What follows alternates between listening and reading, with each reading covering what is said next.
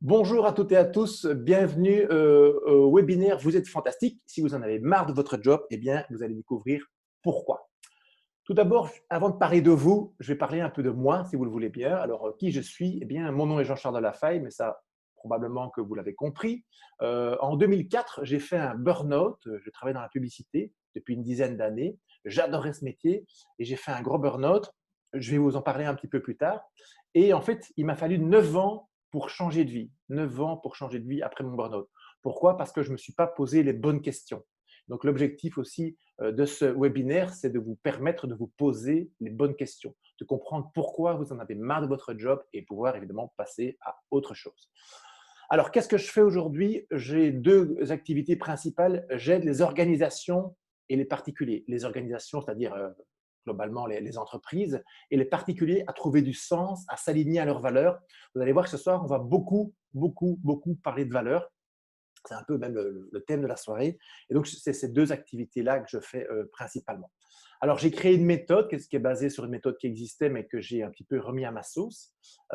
Et cette méthode, en fait, je l'explique en conférence, lors de workshops, d'ateliers, et je fais aussi beaucoup d'accompagnement individuel pour des gens qui veulent vraiment changer de vie et comprendre ce qui les anime profondément pour pouvoir le mettre en pratique. Alors, vous l'avez peut-être lu ou vous êtes peut-être au courant. J'ai donc écrit un livre qui s'appelle tout simplement Vous êtes fantastique, dans lequel j'explique la méthode. C'est un livre qui est sorti il y a 2 ans maintenant, mais vous allez voir que dans ce webinaire-ci, enfin vous allez voir si vous avez déjà lu le livre, dans ce webinaire-ci, il y a beaucoup plus de questions, il y a beaucoup plus de travail, puisque en 2 ans, bien, on a fait beaucoup de progrès, j'ai envie de dire, on a eu beaucoup de feedback et ça nous a permis bien de nous améliorer vraiment.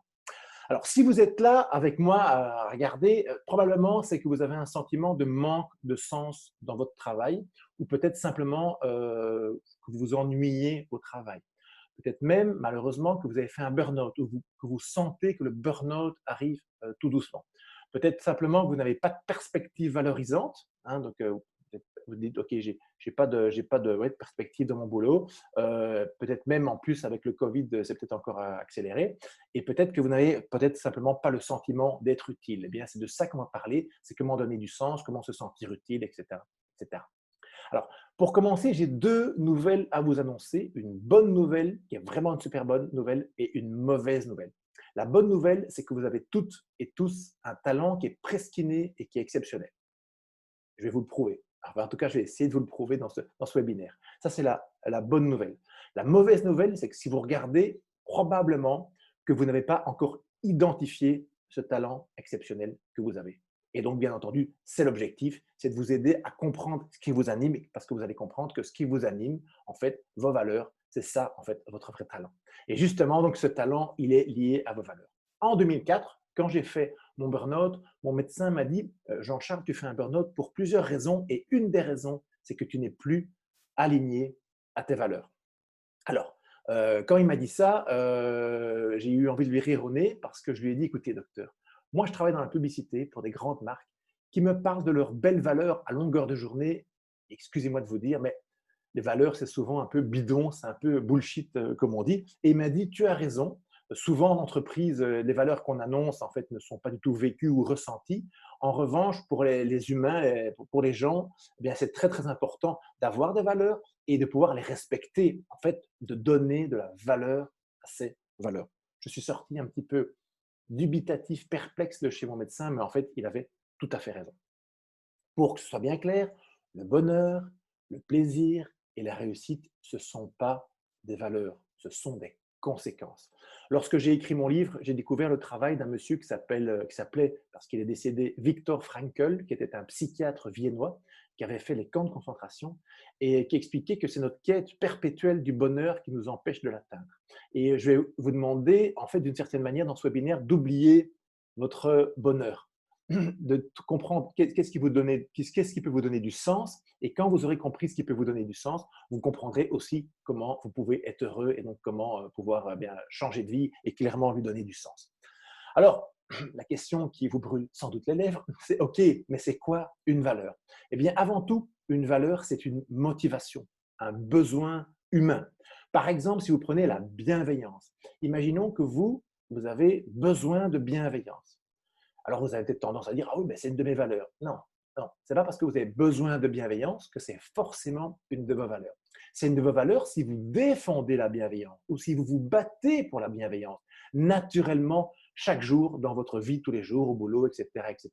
Donc, par exemple, si dans votre boulot, vous dites, ben voilà, moi j'ai besoin de bienveillance, mais que clairement, vous n'êtes pas bienveillant envers les gens, ben, clairement, ce n'est pas une de vos valeurs.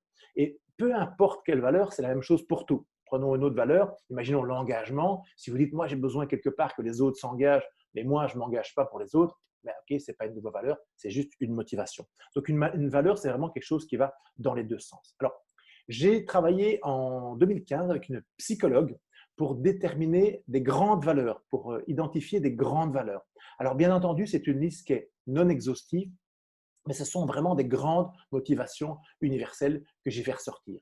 Alors, vous allez peut-être dire, oh, mais il y a des valeurs que je ne vois pas. Prenons un exemple, c'est le respect. En fait, le respect, il est dedans, mais autrement. Par exemple, si vous prenez la bienveillance, si vous êtes bienveillant envers quelqu'un, probablement vous allez être respectueux envers quelqu'un. Si je prends les rapports homme-femme, si un homme est bienveillant envers les femmes, il est probable qu'il sera respectueux envers les femmes. Si vous êtes bienveillant envers vos collègues, probablement que vous serez respectueux envers vos collègues. D'accord? Donc, il y a plein de valeurs, plein de choses qui sont derrière ces motivations. Et donc, ce n'est pas juste des mots, c'est vraiment des choses qui sont plus profondes que ça. Alors, je vais vous demander de sélectionner 5 valeurs. 5.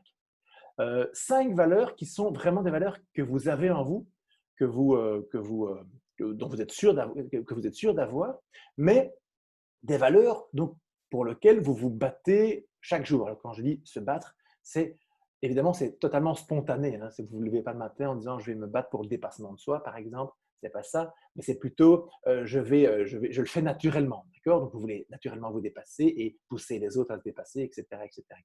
D'accord? Donc je vais vous demander de sélectionner 5 valeurs et d'être un petit peu, oui, je veux dire dur avec vous-même, mais aussi honnête avec vous-même. Par exemple, moi, je ne supporte pas l'injustice. Pour autant, la justice n'est pas dans mes 5 grandes valeurs principales, parce que je ne me bats pas naturellement pour la justice chaque jour. Je n'essaye pas de défendre la justice chaque jour. Ça ne veut pas dire que je ne réagis pas quand je me retrouve face à une situation d'injustice, mais je ne me bats pas naturellement pour la valeur de justice chaque jour. Je vais vous donner 1 minute et demie pour sélectionner donc les valeurs que je vous montre, 1 minute et demie pour sélectionner 5 valeurs qui vous paraissent les plus importantes pour vous. D'accord? Vous êtes prêts? On y va.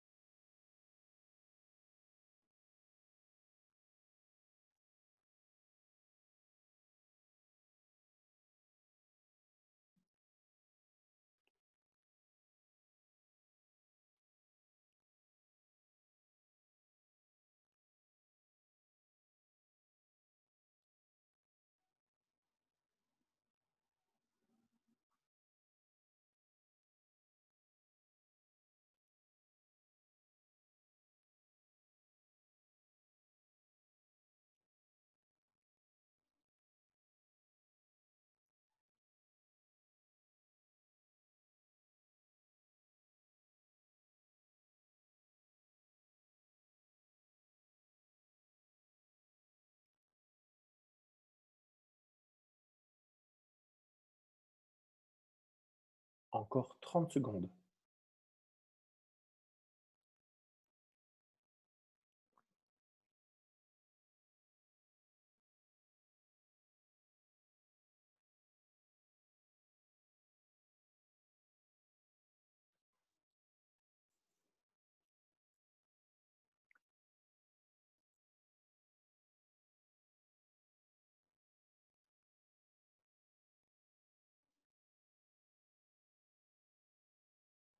Voilà, on est au bout de la minute 30. Donc, est-ce que vous avez bien su garder, noter 5 valeurs qui vous ressemblent vraiment, qui sont vraiment en vous, donc des valeurs que vous défendez naturellement chaque jour? Bon.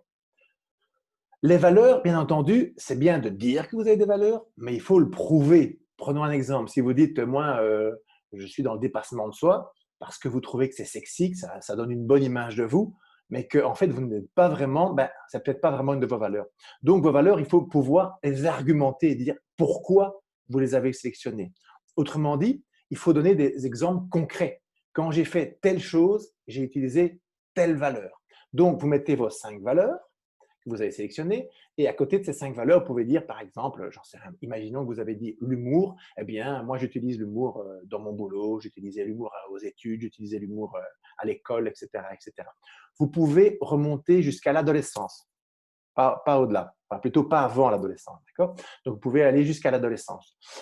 Et donc, vraiment, il faut absolument argumenter, parce que c'est très, très facile de dire j'ai des valeurs, mais après, si vous dites, en fait, en grattant un peu, peut-être que vous allez vous rendre compte qu'en fait, non, c'est simplement un vœu pieux, vous aimeriez avoir cette valeur, mais en fait, vous n'avez peut-être pas vraiment, d'accord? Donc, soyez vraiment honnête avec vous-même. Si vous pensez à l'exemple de la justice que je vous ai donné, c'est une très belle valeur, la justice, et tout le monde a envie de dire, ah oui, oui, moi je suis pour la justice. Bien entendu, je suis contre l'injustice. Sauf que, est-ce qu'on se bat naturellement pour la justice chaque jour? OK? Bon. Je vais vous expliquer un modèle que j'ai découvert en 2013 en quittant mon métier de la pub. C'est un modèle d'un Britannique qui s'appelle Simon Sinek. Donc, on l'appelle Simon Sinek. Non, Simon Sinek, pardon. Et c'est un modèle qui explique qu'on a 3 niveaux. Il parle aussi bien des organisations et des gens. Bien entendu, on va parler ensemble des gens. C'est ça qui nous intéresse, c'est-à-dire de vous. Alors, ce que l'on fait, comment on le fait et pourquoi on le fait. En anglais, le what, le how et le why. Et en fait, comment vous vous voyez? Vous vous voyez comme ça. Vous voyez à travers ce que vous faites et comment vous le faites. Le comment, c'est votre métier, votre profession. Donc, par exemple, je suis fleuriste. Ok, donc ça, c'est le comment, hein. Je suis fleuriste dans un petit village quelque part, je ne sais pas où. Et le what, eh bien, par exemple, donc les what, en fait, ce que vous faites, c'est je fais des bouquets de mariés, des bouquets pour la fête des mères, des bouquets pour les bureaux, des bouquets pour ceci ou pour cela. D'accord? Si vous êtes avocat, par exemple, on va dire avocat fiscaliste. Ok, votre comment, c'est avocat fiscaliste. Et puis les what, c'est je traite ce genre d'affaires-là, ce genre d'affaires-là, ce genre d'affaires-là, etc., etc. D'accord? Ça, c'est comme ça que généralement les gens se voient à travers leur métier et leur occupation, si vous voulez, et ce qu'ils font. Évidemment, votre occupation, ça peut être aussi, je suis entraîneur d'une équipe de basket le week-end pour le fun, ou bien j'ai été chef scout, ça peut être aussi ça. Vous pouvez, bien entendu, c'est peut être aussi un how, d'accord? Bon, donc c'est aussi bien dans la vie privée, dans la vie personnelle. Le problème, quand on se voit à travers ce que l'on fait, en fait, c'est que si vous avez un échec, eh bien cet échec, c'est vous. C'est-à-dire, prenons l'exemple de l'avocat, il a raté une affaire, il va dire, finalement, cet échec, c'est moi, c'est moi qui ai raté l'affaire. Mais de la même manière, parfois, il y a des gens qui ont un succès et qui se disent, ce succès, c'est moi, et ils deviennent d'ailleurs souvent insupportables. Et parfois, le problème d'un grand succès ou de plusieurs succès, c'est qu'on a du mal parfois justement à répéter ces succès ou bien à se sortir de ces succès-là. C'est-à-dire qu'à un moment, on répète, on veut sans cesse répéter ces succès-là et finalement, on n'y arrive pas parce qu'on ne comprend pas exactement quels étaient les ingrédients de ce succès. D'accord? Bien entendu, quand vous avez un succès, moi, je conseille toujours de célébrer un succès, même si c'est boire juste un bon verre, une bonne bière, si vous aimez boire une bonne bière, ou une petite bouteille de champomis, si vous voulez boire une bouteille de champomis, peu importe, mais il faut toujours célébrer ces petits succès. Bon. Et pourquoi on a ça? Parce qu'on a en nous quelque chose qui s'appelle l'ego. Le bon ego, c'est une très bonne chose. Le mauvais ego, ça vous pourrit la vie. Parce que, en fait, tout ce que vous faites, quelque part, eh bien, c'est vous. Et donc, forcément, quand vous avez un échec ou un succès, à un moment, soit vous devenez arrogant, soit, en fait, très embêtant parce que vous commencez à tomber dans un cercle vicieux. D'accord? Donc, l'objectif, c'est ça. C'est que vous arrêtez de penser que le succès, c'est vous, les échecs, c'est vous, et donc mettre de côté ce mauvais ego. En fait, vous, qu'est-ce que vous êtes? Vous êtes ça. Votre comment, c'est-à-dire la fonction que vous exercez, hein, et le comment, vous allez voir qu'on va parler de dons et compétences tout à l'heure, et pourquoi vous le faites. Donc, prenons un exemple.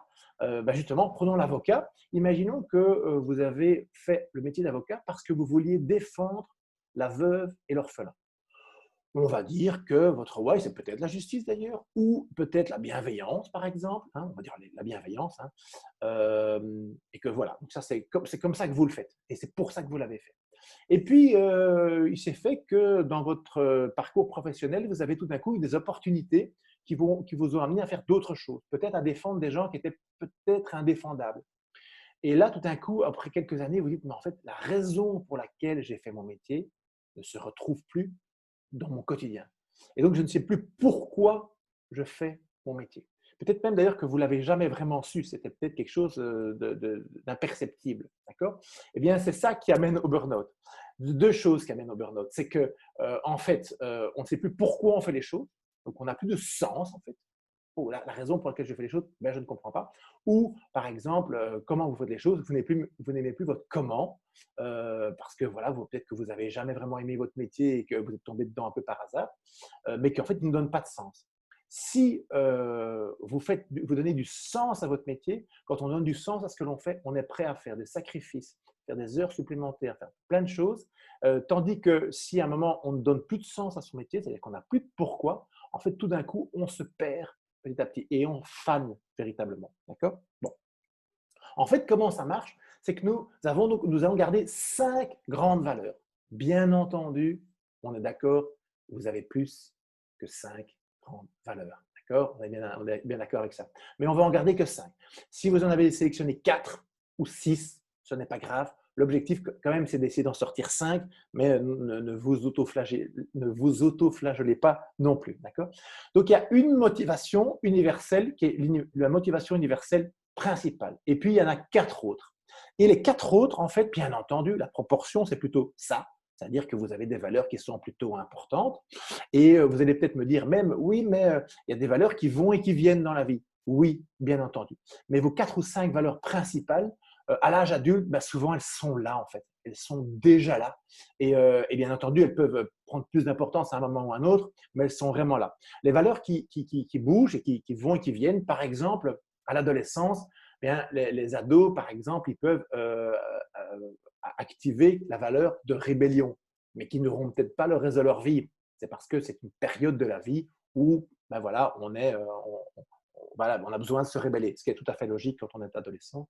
Sinon on a l'impression de ne pas sortir de son nid quelque part. D'accord? Donc, c'est logique. Mais vos 5 grandes valeurs principales, quand vous les connaîtrez et quand vous saurez les identifier, vous verrez, vous saurez vraiment vous dire, ben, je sais exactement qui je suis et ce que j'ai besoin, parce que ce sont donc des motivations. Il faut savoir que les 4 valeurs secondaires, je veux dire, qui sont importantes, sont au service de la première. Prenons un exemple. Imaginons que dans vos valeurs, votre motivation universelle principale, ce soit l'empowerment. Qu'est-ce que c'est l'empowerment? L'empowerment, c'est souvent la valeur des bons coachs sportifs, par exemple. Donc, c'est vouloir tirer les gens vers le haut, les élever. Et que dans vos valeurs secondaires, vous avez, par exemple, l'humour. Et donc, ben, vous allez être un coach drôle. C'est-à-dire que pour vous, l'humour est un moyen de faire avancer les gens. Donc, vous servez de cette valeur. Moi, je dis toujours qu'il y a la valeur de finalité, qui est donc la motivation universelle principale, et puis les valeurs de fonctionnement. Prenons un autre exemple. Imaginons, je vous parlais tout à l'heure de bienveillance, qu'une de vos valeurs est la bienveillance, parce que vous estimez que la bienveillance est au service de l'empowerment, que si vous êtes bienveillant avec vos champions, si vous êtes coach sportif, eh bien que ça va facilement les aider à se tirer vers le haut, d'accord, à s'élever et à avancer, d'accord. Donc il y a vraiment une valeur principale et des valeurs secondaires. C'est très important de comprendre quelles sont les valeurs secondaires et la valeur principale. Quand vous aurez compris quelle est cette valeur principale, et j'imagine que vous avez déjà compris que cette valeur principale, c'est exactement ça, votre why, et que c'est ce why qui est exactement votre talent, votre grand talent, eh bien, en fait, vous allez pouvoir avoir une vision claire sur qu'est-ce que vous avez fait dans le passé, où est-ce que vous avez eu vos succès, souvent. Souvent, c'était, par exemple, si c'est l'empowerment, c'était quand vous étiez dans l'empowerment, quand vous tiriez les gens vers le haut. Mais toutes les valeurs, c'est des motivations, donc quand vous vous tiriez vous-même vers le haut, donc par exemple, si vous avez fait des études très dures, mais qui vous passionnaient, et que vous avez réussi ces études, ben, vous étiez probablement dans l'empowerment, ou dans d'autres choses, au bureau, quand vous avez apporté de l'autonomie, ou empowerment, c'est vraiment apporter de l'autonomie aux autres ou à soi-même, ou apporter toute la puissance à quelqu'un. Pensez à un coach sportif qui va faire ça. Mais c'est la même chose pour soi aussi. C'est-à-dire qu'à un moment, on veut grandir, on veut s'élever. D'accord? Donc, c'est vraiment important de comprendre c'est quoi cette valeur principale. Quand vous allez comprendre ça, vous dire, bah oui, en fait, je sais quel est mon talent et je sais comment pouvoir répéter mes succès, bien entendu, puisque j'ai un talent. Imaginons que vous soyez parfaitement en phase, vous avez compris quelles étaient vos 5 valeurs et que vous vous dites, OK, moi j'ai compris quelle était ma valeur, pourtant je ne suis pas en phase, pardon, je suis en phase avec mes valeurs, mais j'en ai marre de mon job. J'aime pas ce que je fais. Bien, la question c'est pourquoi? Eh bien, en fait, ce n'est pas tout que vous soyez en phase avec votre valeur, avec vos valeurs, et certainement avec votre why, ça ne suffit pas. Il faut aussi que quelque part, votre job, c'est-à-dire l'environnement de travail, soit aussi en phase avec vos valeurs. Prenons un exemple. Imaginons que dans vos valeurs, vous avez l'engagement, c'est-à-dire que vous aimez vous engager dans ce que vous faites. Et imaginons que, on va dire qu'aujourd'hui, peu importe quel jour on est mercredi, on va dire, ok. Et pour demain, eh bien, il y a un gros, allez, un gros dossier à remplir, à terminer pour demain matin. Et donc, vous avez dit à vos collègues, ben, moi, je vais rester au bureau jusqu'à 22 h, 23 h, jusqu'au moment où j'aurai terminé le dossier comme il faut. Mais vous n'êtes pas seul à travailler sur le dossier. Sauf que tous les autres, à 6 h 30, ils sont partis. Ils ne s'engageaient pas, vous vous engagez. Vous avez bien compris, évidemment, que si vous êtes la seule personne à s'engager pour ce dossier, ben, ça marchera moins bien que si tout le département s'engage, d'accord? Eh bien, en fait, probablement que si vous avez ça, c'est que l'engagement est une valeur très importante pour vous et que vous auriez eu bien aimé que, en fait, quelque part, que l'environnement soit engagé aussi. Autre exemple, je vais prendre la valeur d'authenticité. Si vous avez besoin d'authenticité, c'est-à-dire d'être sans phare, quoi. C'est-à-dire dire les choses comme elles sont, les choses vraies, et que vous ne pouvez pas, en fait, parce que vous vous êtes rendu compte que dès que vous dites les choses vraies, en fait, on vous regarde de travers, parce que vaut mieux mentir, il vaut mieux être dans le mensonge, enfin bref. En fait, c'est compliqué. Alors, bien entendu, si vous faites l'exercice quasi avec toutes les valeurs, vous allez dire en fait que vous en avez beaucoup plus que 5. Et donc, il faut vraiment oser dire, OK, quelles sont les 5 principales? Quand j'étais jeune, on me disait toujours, si tu vas sur une île et que tu dois prendre 5 CD, quel CD tu prends? Ah ben, c'est la même chose. Si vous allez sur une île et que vous devez prendre 5 valeurs, quelle valeur vous prenez? Et dans toutes ces valeurs, dans ces 5 valeurs, quelle est votre valeur principale? Prenons un exemple de quelqu'un qui à un moment était vraiment en phase avec ses valeurs, sauf que en fait, son job ne lui offrait pas un environnement terrible. Parce que c'est vraiment ça qui arrive, hein, c'est que vous avez le sentiment de ne pas être à votre place quand votre job n'est pas aligné. En réalité, le problème, c'est pas vous, c'est que l'environnement est néfaste. Donc, c'est vraiment ne pas être à sa place versus un très mauvais environnement. Un exemple très simple, c'est Louis de Funès. Louis de Funès, avant d'être l'acteur célèbre qu'il était, qu'est-ce qu'il a fait? Il a fait plusieurs métiers. Il a fait comptable et il a fait pianiste de jazz. Et de ces deux métiers, il s'est fait virer. Pourquoi? Parce qu'il faisait le pitre. Et qu'en fait, ce n'était pas là où il pouvait rayonner vraiment. Et à un moment, il a dû faire ce que moi j'appelle faire son coming out, c'est-à-dire à un moment, moi, à quoi je sers, pourquoi je suis là, hein, le pourquoi, eh bien, c'est pour l'humour, c'est pour faire rire. Et donc, à un moment, clairement que quand on fait de la comptabilité, c'est pas ce qu'on vous demande. Et quand vous êtes pianiste de jazz, c'est pas ce qu'on vous demande non plus de faire le pitre, d'accord? Bien, je vais vous donner deux exemples de personnes qui ont travaillé avec moi. Un jeune qui a aujourd'hui 29 ans et un monsieur qui a une cinquantaine d'années. Le jeune, il a changé de métier et le monsieur d'une cinquantaine d'années, il a aussi changé de métier, mais sauf qu'il a créé sa propre boîte. Le premier s'appelle Martin, peut-être que vous le connaissez. Martin, il a 29 ans aujourd'hui. Quand il a terminé l'ICHEC, pardon, qui est donc une école de commerce à Bruxelles, il a terminé l'ICHEC et il a très vite été engagé dans une grande société que vous connaissez certainement, qui vend des canettes rouges avec un liquide pétillant à l'intérieur, que je ne vais donc pas citer. Et au bout d'un an, dans cette société, il a fait un burn-out. Et il ne comprenait pas pourquoi. Et il avait même l'impression, il m'a dit, ça c'était terrible, il m'a dit, j'ai eu l'impression en fait que le monde du travail n'était pas fait pour moi. On a fait tout un travail avec lui et on a compris que sa valeur principale, c'était l'appartenance. Qu'est-ce que c'est l'appartenance? Ben, c'est le besoin d'appartenir à un groupe. En fait, la personne qui a cette valeur d'appartenance, son talent, c'est de faire d'une équipe une famille. D'accord?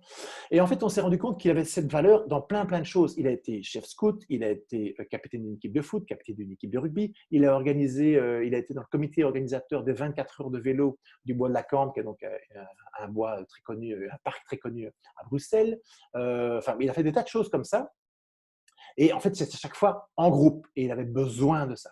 Donc ça, on s'est rendu compte que c'était déjà sa valeur principale. Or, quand il travaillait dans cette société qui vend des canettes rouges, qu'est-ce qu'il faisait? Il était vendeur. Vendeur, c'est-à-dire, il prenait sa voiture, il allait dans son secteur et il devait vendre des canettes dans l'Horeca, dans les hôtels, restaurants, cafés. Et donc, il était tout seul toute la journée. Et sa chef, sa supérieure, lui a dit un jour, Martin, moins je te vois, mieux je me porte. Forcément, puisqu'il devait vendre, donc il ne devait pas être dans les bureaux. Sauf que lui, ça ne lui convenait pas du tout. Et donc, il a fait un burn-out parce qu'en fait, il n'était pas en train de nourrir quelque chose qui est fondamental pour lui.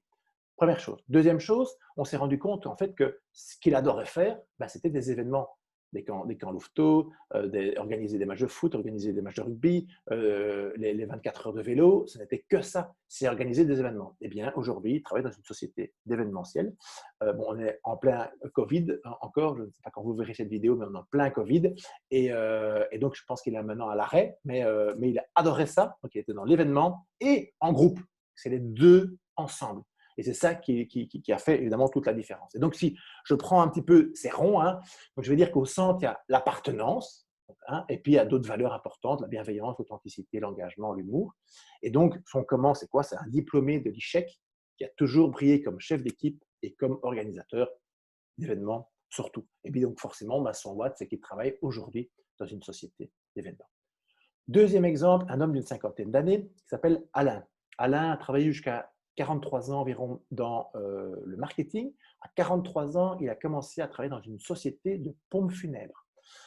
Et il a adoré ça. Et quand il a une cinquantaine d'années, qu'est-ce qu'il a fait? Il a dit, en fait, je ne supporte plus la façon dont fonctionne ce métier. Il ne supportait plus parce qu'il trouvait en fait, qu'il y avait beaucoup de malveillance. Et en fait, vous avez déjà compris quel était son why, c'était la bienveillance. Il trouvait que quand vous perdez un proche, vous avez évidemment énormément besoin de bienveillance. Et il estimait que les sociétés de pompes funèbres étaient souvent des sortes d'usines, quoi. C'était un peu industrialisé et que ça ne lui convenait pas du tout. Et donc, on a fait un travail ensemble. On s'est rendu compte que son why, c'était la bienveillance, par plein d'exemples qu'il a eu dans le passé. Je peux même vous dire qu'on a fait l'exercice avec sa femme. C'était intéressant, puisque forcément, elle le connaît depuis une trentaine d'années, donc elle le connaît bien. Donc, on a fait l'exercice avec lui. Et je peux même vous dire que j'avais demandé un certain prix. Forcément, je lui avais donné un devis. Et tout de suite, sans même que je demande quoi que ce soit, il m'a dit, je vais te payer 50% avant de commencer le travail. Donc, c'était vraiment, c'est quelqu'un qui est vraiment dans la bienveillance. Donc, il y a d'autres valeurs qui sont importantes pour lui, hein, la confiance, vraiment accorder de la confiance, mais aussi en recevoir. L'excellence, évidemment du dépassement de soi, c'est de viser le meilleur. L'écoute, l'écoute, c'est beaucoup d'empathie, hein, forcément, quand vous recevez des coups de fil de gens qui ont perdu des proches. Voilà. La sécurité, c'est ce qui veut être rassurant pour tout le monde, et c'est exactement ce qu'il est, et c'est quelqu'un de très rassurant. Son comment, c'est un entrepreneur qui se lance dans les pompes funèbres après y avoir travaillé 7 ans et qui veut se différencier. Si ça vous intéresse, c'est les funérailles Georges-Henri qui se trouvent à Bruxelles. Alors, évidemment, du coup, quel impact ça avait sur sa société? Eh bien, tous les gens qui allaient interagir dans sa société, et c'est souvent des freelances, hein, donc des indépendants, qui font, par exemple, qui sont des porteurs de cercueil, qui font les chefs de cérémonie, hein, qui célèbrent les cérémonies, qui conduisent les corbillards, ce sont des indépendants. Et donc, la manière dont il devait briefer ces gens et chercher ces gens et sélectionner ces gens, c'est de dire, moi, je veux travailler avec les gens qui sont les plus bienveillants du secteur. Parce qu'évidemment, ces gens peuvent travailler pour d'autres sociétés. C'était ça la particularité de la société d'Alain. Et en fait, c'est ce qu'il a fait, c'est qu'à un moment, il dit, voilà, je veux mettre de la bienveillance à tous les niveaux. Et donc, il regarde tous les niveaux dans son entreprise. Le premier niveau, c'est le premier contact avec le client, c'est j'appelle la société de pompes funèbres parce qu'un de mes proches est décédé. Ça peut se faire en pleine nuit et vous imaginez bien, enfin, peut-être que vous l'avez vécu, quand vous perdez quelqu'un, voilà, vous avez besoin de bienveillance, d'accord? Et donc, effectivement, il est ouvert 24 heures sur 24, enfin, il est accessible 24 heures sur 24, et c'est lui qui répond d'ailleurs. Et donc, voilà. Et donc, il dit, voilà, à tous les niveaux, je vais mettre de la bienveillance. Et donc, les valeurs, en fait, hein, ça doit être des règles. En entreprise, ça doit être des règles. Si on dit qu'il y a une valeur de bienveillance, il faut que tout le monde soit bienveillant et qu'il faut même qu'on fasse un petit peu plus de bienveillance qu'ailleurs. Eh bien, c'est la même chose pour son entreprise. Et les règles, c'est qu'à un moment, il faut comprendre comment vous fonctionnez. Si vous comprenez vos 5 grandes valeurs, vous allez comprendre qu'en fait, ce sont 5 règles qui sont fondamentales pour vous et que vous devez absolument respecter. Donc, vous vous souvenez de ça. Ça, c'est le why, le how et le what. Moi, je l'ai traduit autrement. En fait, le why, votre why, c'est donc votre grand talent. Par exemple, si je prends Alain, son grand talent, c'est bien veiller sur les autres ou veiller au bien des autres. C'est ça la bienveillance. Le grand talent de Martin, qu'est-ce que c'est? C'est de faire d'une équipe une famille. C'est ça son grand talent, parce que c'est cette valeur d'appartenance. Donc la première chose, c'est le talent, et puis le comment, le how, ce sont les dons et compétences. Et évidemment, d'abord souvent les gens me disent ah mais moi j'ai pas de dons. Bon, c'est pas vrai, hein, on a tous des dons. Donc il y a les dons et compétences. Les compétences, c'est ce que vous avez acquis. Et les dons, c'est ce que vous avez naturellement. Alors, un don peut devenir une compétence. Prenons un exemple, si vous savez parler en public et que vous dites, mais en plus de savoir parler en public, je vais prendre des cours pour encore mieux parler en public, ben, c'est un don qui se transforme en compétence, ou un super don si vous voulez. Donc, il faut non seulement garder les dons et compétences, mais ne garder que ce que vous voulez faire, qu'est-ce que vous aimez faire. Prenons un exemple. Ben, je vais prendre un exemple de chez moi. Moi, j'adore les enfants et j'ai vraiment un don avec les enfants. J'ai aucune envie de travailler avec des enfants. Voilà. C'est aussi simple que ça. Si vous avez, par exemple, vous avez été comptable pendant 20 ans, donc c'est une compétence que vous avez acquise, sauf que vous n'avez plus du tout envie de faire de comptabilité, vous devez être honnête avec vous-même, vous l'enlevez de la liste de vos dons et compétences. Bien sûr, vous l'avez mis au départ, et puis vous l'enlevez. Vous dites, je vais garder que ce que j'aime faire et qu'est-ce que je sais faire, des trucs pour lesquels je suis doué et que j'aime faire. Prenons un exemple. Vous avez été comptable et après 20 ans, vous décidez d'ouvrir un magasin de vêtements, par exemple. Bien entendu, il est probable qu'au début, c'est vous qui allez faire votre comptabilité. Probablement. Comme ça, vous aurez moins de frais. Et donc, cette compétence, vous allez vous en servir. Et donc, je ne sais pas moi, 5-10% de votre temps, vous allez passer à faire de la compta qui ne vous amuse plus. Mais ce sera pour vous. Donc, vous allez, déjà, ce sera beaucoup plus agréable que si c'est pour un patron. Mais bien entendu, si à un moment vous dites, en fait, ce n'est plus ça que je veux faire, il faut pouvoir dire, je vais essayer de ne plus le faire.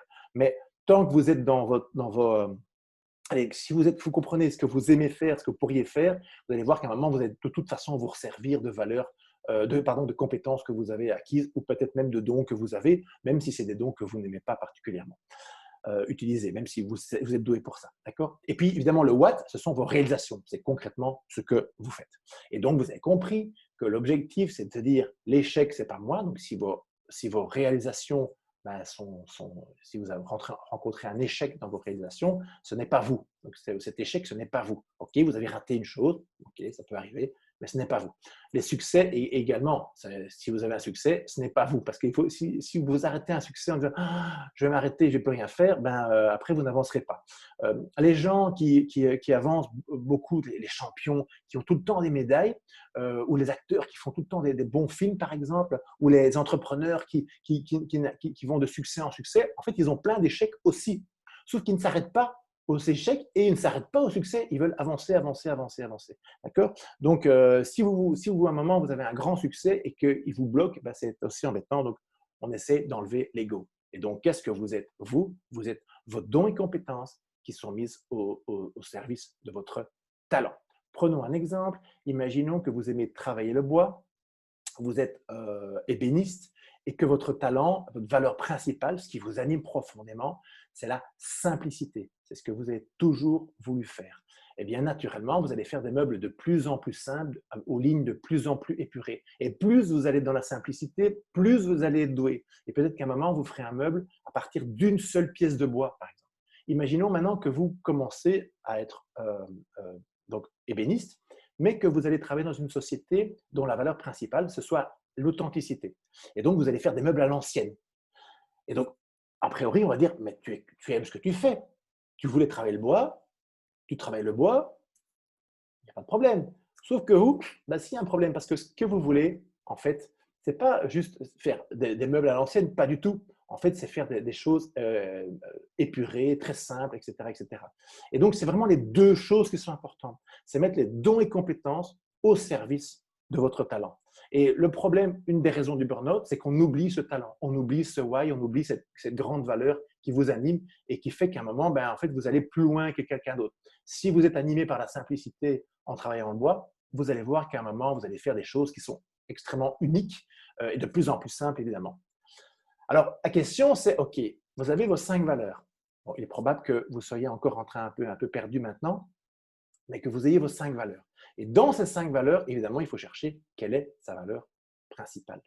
Et sa valeur principale, donc, c'est quelle est votre finalité C'est quoi, pourquoi vous faites les choses en finale. Et donc, si vous hésitez entre deux valeurs, vous pouvez par exemple verbaliser. Donc, une cliente m'a dit un jour, voilà, j'hésitais entre deux valeurs qui étaient l'harmonie et la découverte. Alors, c'est très simple, je lui ai dit, il faut verbaliser.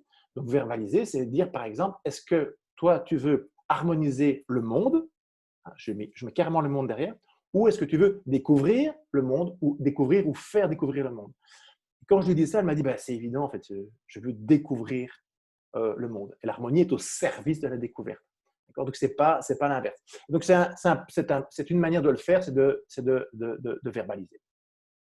Trouver votre why peut vous permettre de changer d'employeur et de trouver un terreau fertile, exactement comme Martin l'a fait. Martin l'a fait, il était dans une équipe, enfin, il s'est retrouvé, il était sans équipe, il s'est retrouvé dans une équipe, il aime ça et en plus, il aime ce qu'il fait. Donc, okay, ça c'est le why, et puis il y a aussi les dons et compétences. Ou de lancer votre projet en lui donnant une vision claire.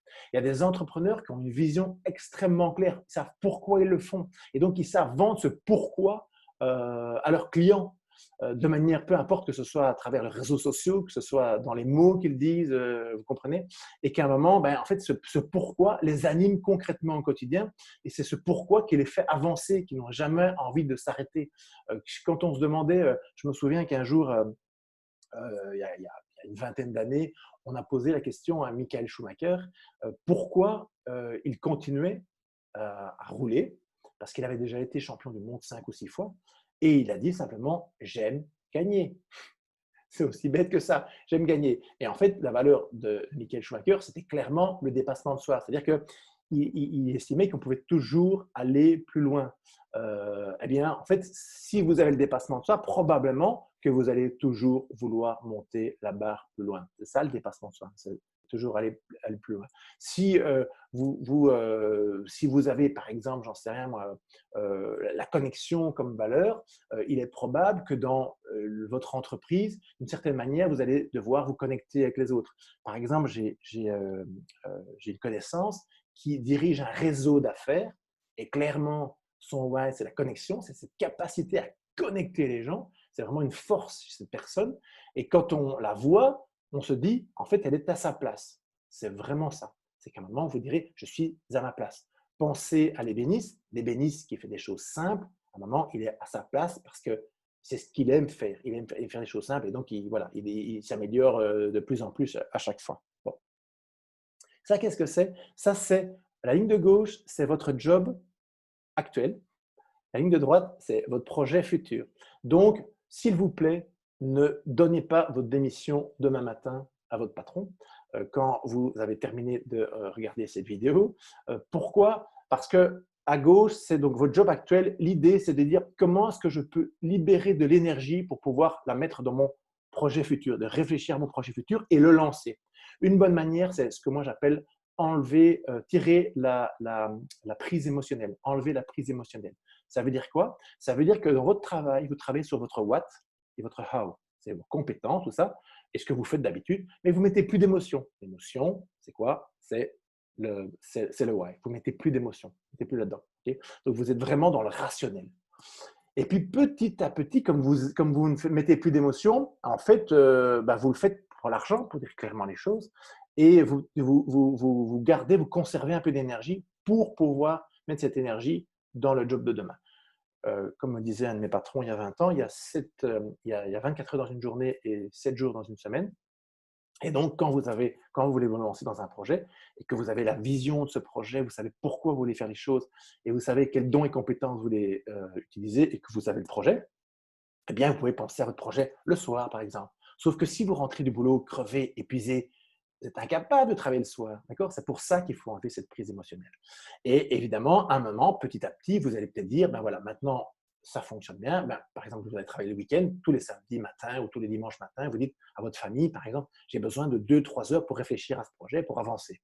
Et puis peut-être que vous allez démarrer ce projet, même professionnellement, vous allez commencer à travailler le samedi, par exemple, pour ce projet, peu importe ce que vous faites. Et quand ça démarre tout doucement, ben, au lieu de faire les choses vite, sauf si évidemment vous avez les moyens financiers de le faire, qu'est-ce que vous pouvez faire? C'est par exemple prendre un 4/5e. J'ai un de mes clients qui avait un projet qu'il voulait mettre en place sur 5 ans. Et donc, il a dit, je vais commencer à prendre un 4/5e, l'année suivante un 3/5e, 2/5e, 1/5e, et puis arrêter complètement. C'est-à-dire que ses revenus n'allaient pas s'arrêter du jour au lendemain. Donc, faites quand même attention, si vous avez une famille, si vous avez un emprunt sur une maison, peu importe, vous avez des responsabilités, faites pas n'importe quoi parce que sinon vous allez vous mettre quelque part en danger. Nous organisons des accompagnements pour vous aider à trouver votre why. Alors, en fait, le mot why il est caché. Des accompagnements pour trouver votre why et identifier des pistes de changement. Il y a 3 types d'accompagnement. Le premier, c'est le programme Flex. Alors, à quoi ça sert le programme Flex? Comme le dit son nom, il est flexible. Donc, ça sert à pouvoir suivre la méthode et faire des exercices quand vous le voulez et où vous le voulez. Il y a des vidéos. Évidemment, chaque vidéo, vous pouvez la voir autant de fois que vous voulez. Donc, si vous dites, tiens, je voudrais la revoir pour être sûr, et entre la vidéo 1 et la vidéo 2, par exemple, eh bien, vous pouvez dire, je peux attendre une semaine parce que je vais faire des exercices.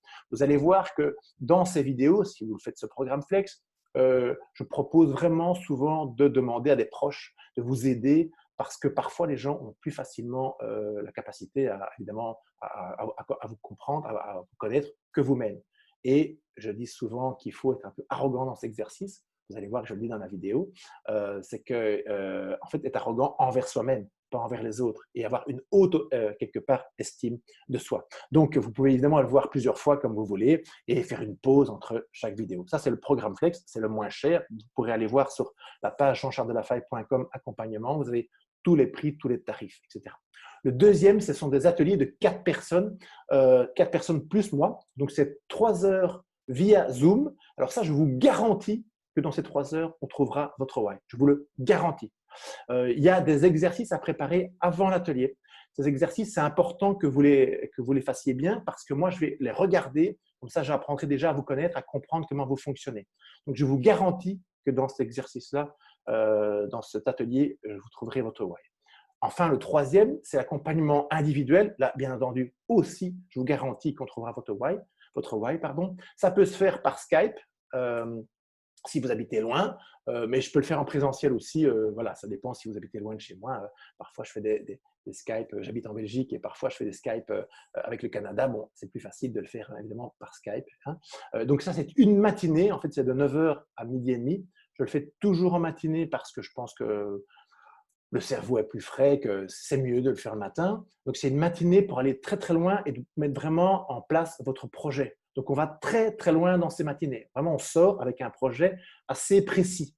Évidemment, il y a aussi des exercices à préparer avant et c'est très important, quelque part, de vous responsabiliser. Au mieux, vous répondez à ces exercices, à ces questionnaires, au plus, je peux vous aider et au plus, on va le plus loin. D'accord? Donc, c'est vraiment très important. Ne le faites pas juste en disant c'est lui qui va trouver les solutions. C'est ensemble qu'on trouve les solutions. Moi, je vais beaucoup vous challenger dans l'atelier de 4 et dans l'accompagnement individuel parce que le programme Flex, ce sont des vidéos. Donc là, évidemment, vous ne pouvez pas me poser de questions. On n'interagit pas. Mais c'est moi qui fais les vidéos, mais vous allez me voir et m'entendre, mais on ne pourra pas interagir. Par contre, dans les 2 autres, on pourra interagir. Évidemment, moi, je vais beaucoup vous challenger parce que l'objectif, c'est de creuser le plus profondément pour trouver vraiment ce qui vous anime profondément, vraiment comprendre c'est quoi le why, c'est quoi vos grandes valeurs. L'intérêt de l'atelier de 4 personnes aussi, c'est que comme il y a plusieurs personnes, vous vous rendez compte que vous n'êtes pas tout seul. Et interagir avec les autres, c'est pas mal parce que parfois, les autres ont des solutions pour vous. Ça, c'est assez étonnant. Si ça vous intéresse, les infos et les inscriptions, donc sur mon site, c'est jeancharlesdelafaille.com/accompagnement. Vous descendez en bas de la page. Si vous allez sur mon site tout court, il y a un onglet accompagnement. Donc, si vous allez sur jeancharlesdelafaille.com, il y a aussi un onglet accompagnement. Donc là, vous allez en bas de la page et vous verrez, vous pourrez le faire. Voilà, ce sera assez facile. Voilà, je vous remercie d'avoir regardé ce webinaire et j'espère pouvoir peut-être vous voir un jour. Et si jamais ce programme vous a aidé, ça me ferait très plaisir de le savoir. Et je vous souhaite bien entendu le meilleur. Au revoir.